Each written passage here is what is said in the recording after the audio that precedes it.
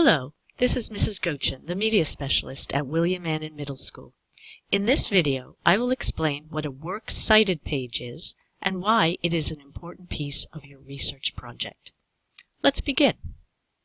If you recall, a citation is the information that identifies a source you used in your research. A Works Cited page is the last page of a formal research paper or report and lists all of the citations for all of the sources you used in the paper. It should also be included if you create a visual product from your research, such as a print poster, a blog, a PowerPoint, a Google slide presentation, a video, etc. The Works Cited page is where you acknowledge your sources, so you give credit to the authors. It's where you avoid plagiarism by identifying where you got your information from, and it also allows your audience to look back to verify the sources that you used in creating your product or writing your paper. So you can see that it is a very important part of your research project. Let's take a look at an example of a Works Cited page. Here's a Works Cited page. The Works Cited page has very specific formatting requirements. This is so that anyone can look at any Works Cited page and be able to understand it.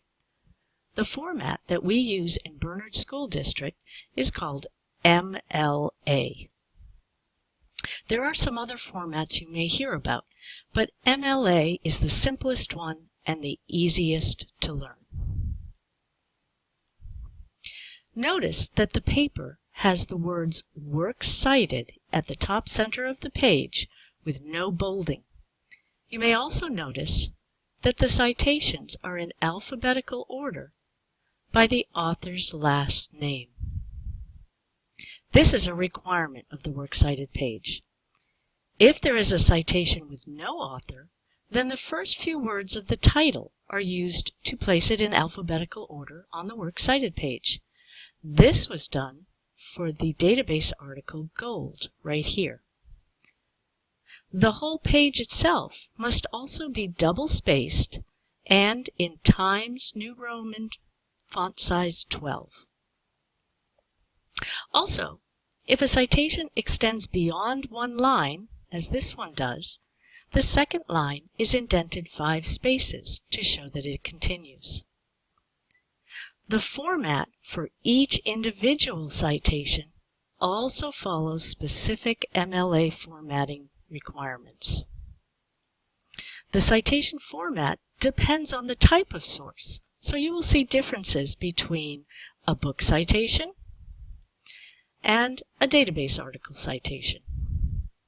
This makes sense since you collect slightly different citation information for the different types of sources. Creating a Works Cited page takes a lot of work. Before computers were invented, people had to type out their Works Cited page manually. Today, there are many different online citation maker programs that will automatically create your citations in the proper format and create the entire Works Cited page for you. These are great time-saving tools, but remember, you are still responsible for making sure that the citation information you input is correct. To summarize what you have learned from this video, a Works Cited page is the last page of a formal research paper or report and lists all of the citations for the sources you used in the paper and should also be included with any visual or online product you create from your research. The Works Cited page is where you, number 1, acknowledge your sources, so you give credit to the authors, and number 2, avoid plagiarism by identifying where you got your information from. It is an important part of the research process and an important skill to begin mastering while you are here at WAMS. Good luck!